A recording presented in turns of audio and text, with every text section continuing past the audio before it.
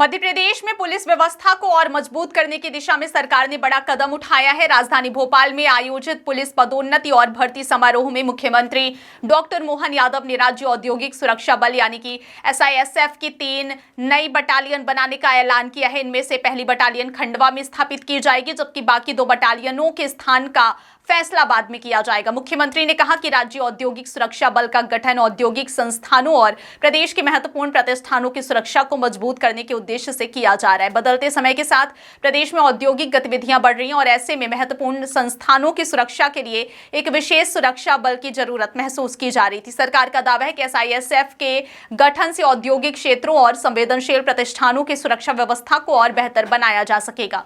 मुख्यमंत्री डॉक्टर मोहन यादव ने समारोह में जनजातीय समुदायों को लेकर भी बड़ा ऐलान किया है।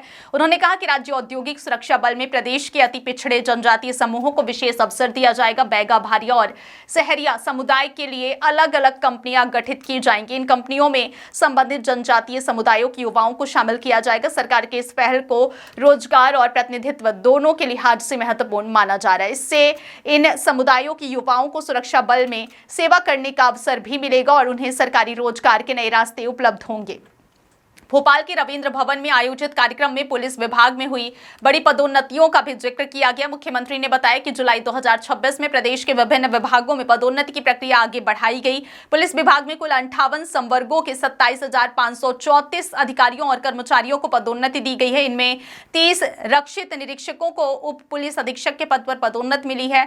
मुख्यमंत्री ने कहा कि लंबे समय से पदोन्नति का इंतजार कर रहे पुलिसकर्मियों को प्रमोशन मिलने से उनका मनोबल बढ़ेगा और वे अधिक जिम्मेदारी के साथ अपने कर्तव्यों का निर्वहन करेंगे। मुख्यमंत्री ने यह भी कहा कि पुलिस की वर्दी पहनना अपने आप में गर्व और जिम्मेदारी का विषय है। वर्दी पहनते ही व्यक्ति के भीतर साहस, अनुशासन और जिम्मेदारी का भाव पैदा होता है। उन्होंने कहा कि पुलिसकर्मी कठिन परिस्थितियों में भी जनता की सुरक्षा के लिए काम करते हैं।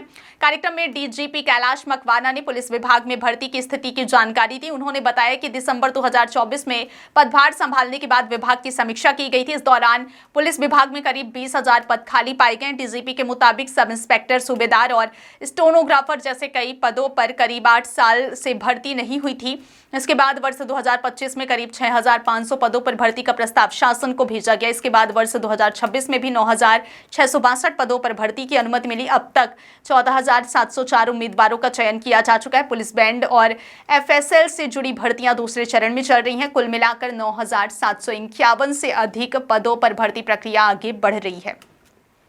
मध्य प्रदेश में नक्सल विरोधी अभियान को लेकर भी सरकार ने पुलिस बल को मजबूत करने पर जोर दिया। DGP ने बताया कि मुख्यमंत्री की स्वीकृति के बाद हॉक फोर्स में 325 और विशेष सहयोगी दस्ते में 882 पद स्वीकृत किए गए हैं। DGP के मुताबिक मध्य प्रदेश नक्सल समस्या से मुक्त होने वाला देश का पहला राज्य बना है। ऐसे में सरकार अब सुरक्षा व्यवस्था को और मजबूत करने तथा भविष्य की चुनौतियों से निपटने के लिए पुलिस बल की क्षमता बढ़ाने पर जोर दे रही है। मुख्यमंत्री डॉक्टर मोहन यादव ने कहा कि गृह विभाग की जिम्मेदारी उनके पास होने के कारण वे पुलिस विभाग की जरूरत और समस्याओं पर विशेष ध्यान दे रहे हैं। उन्होंने भरोसा दिलाया कि प्रदेश में पुलिस भर्ती और पदोन्नति की प्रक्रिया आगे भी जारी रहेगी। मुख्यमंत्री ने यह भी कहा कि करीब 20,000 पुलिसकर्मी बिना पदोन्नति के ही सेवानिवृत्त हो गए, जिसका उन्हें मलाल है। अब सरकार की कोशिश है कि पुलिस विभाग में कर्मचारियों और अधिकारियों को समय पर पदोन्नति मिले और रिक्त पदों को भी तेजी से भरा जाए। कुल मिलाकर भोपाल में आयोजित यह समारोह मध्य प्रदेश की पुलिस व्यवस्था के लिए कई मायनों में अहम रहा। एक तरफ SISF की 3 बटालियन बनाने का ऐलान हुआ तो दूसरी तरफ हजारों पुलिसकर्मियों को पदोन्नति और हजारों पदों पर भर्ती की प्रक्रिया को आगे बढ़ाने की जानकारी दी गई। अब देखना होगा कि नई SISF बटालियन कब तक अस्तित्व में